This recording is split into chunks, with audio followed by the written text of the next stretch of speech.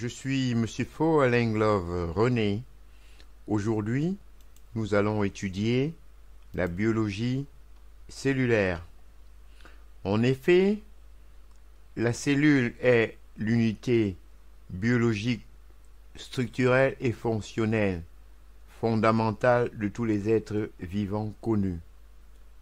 C'est la plus petite unité vivante capable de se reproduire de façon autonome. La science qui étudie les cellules est appelée biologie cellulaire. Une cellule est constituée d'une membrane plasmique contenant un cytoplasme, lequel est formé d'une solution aqueuse, cytosol, dans laquelle se trouvent de nombreuses biomolécules telles que des protéines et des acides nucléiques, organisés ou non dans le cadre d'organites. De nombreux êtres vivants ne sont constitués que d'une seule cellule. Ce sont les organismes unicellulaires, comme les bactéries, les archées et la plupart des protistes. D'autres sont constitués de plusieurs cellules. Ce sont les organismes multicellulaires, comme les plantes et les animaux. Ces derniers contiennent un nombre de cellules très variable d'une espèce à l'autre.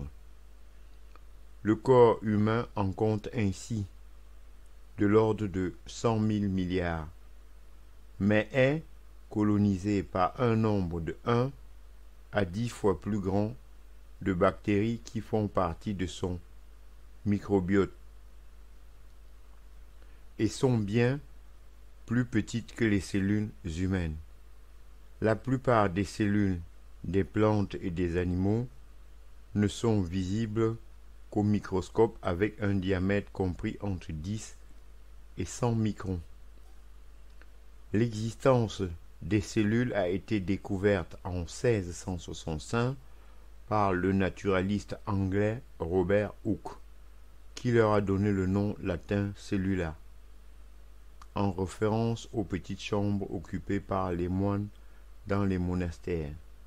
La théorie cellulaire a été formulée pour la première fois en 1839 par le botaniste allemand Matthias Jakob Schleiden et l'histologiste allemand Theodor Schwann.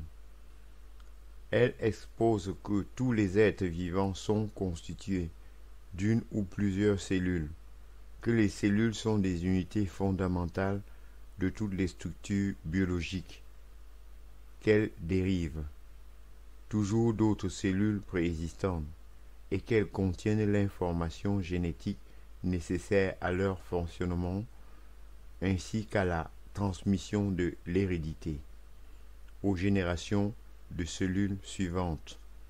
Les premières cellules sont apparues sur Terre par un phénomène d'abiogénèse il y a au moins 3,7 milliards d'années.